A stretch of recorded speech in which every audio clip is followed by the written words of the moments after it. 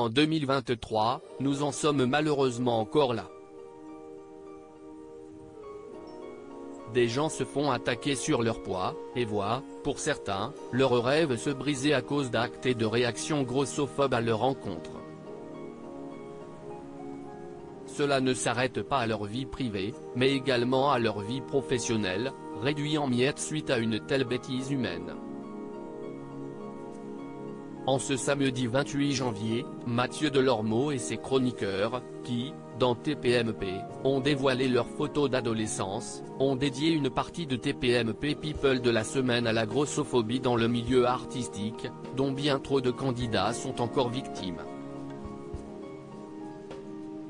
4 d'entre eux ont ainsi été invités sur le plateau de C8 afin d'en témoigner. Olympe, finaliste de la toute première saison de The Voice, qui va accueillir 2 nouveaux coachs, Diana, qui a participé à l'île de la Tentation et aux Anges de la télé-réalité, et enfin Mathilde, une autre candidate du télécrochet de chant de TF1 pour lequel Florent Pagny pourrait peut-être bientôt revenir.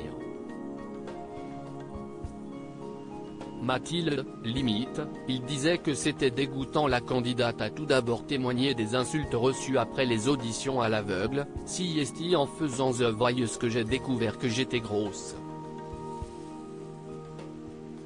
Le premier commentaire Twitter, je passe à la télé, si est, quand je te vois, j'ai envie de vomir. Ce à quoi j'ai répondu, Ben vomit.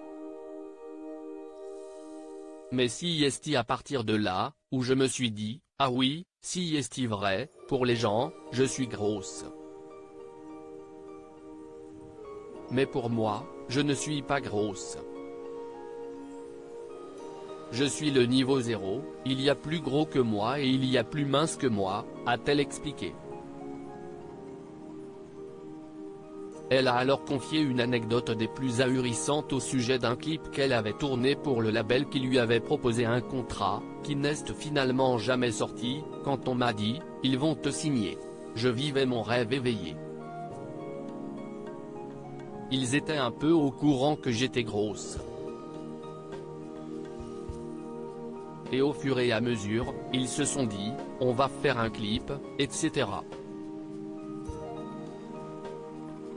J'ai tourné un clip, ça s'est très bien passé, ils sont venus sur le tournage, a-t-elle commencé, avant d'expliquer que la maison de disques avait finalement estimé que son clip n'était pas diffusable. Il faut savoir que je suis en body entouré de tissu noir.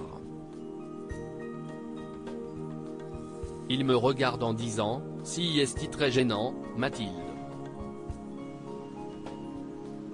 On ne peut pas sortir ça pour ton image. Nous, on a été hyper choqués. Limite, il disait que c'était dégoûtant, a-t-elle confié en expliquant que son clip n'est jamais sorti, sachant que quand tu es artiste indépendant, et même quand tu es dans un label, YouTube aussi est le premier moteur de recherche aujourd'hui musical, a-t-elle conclu. Bien triste mentalité.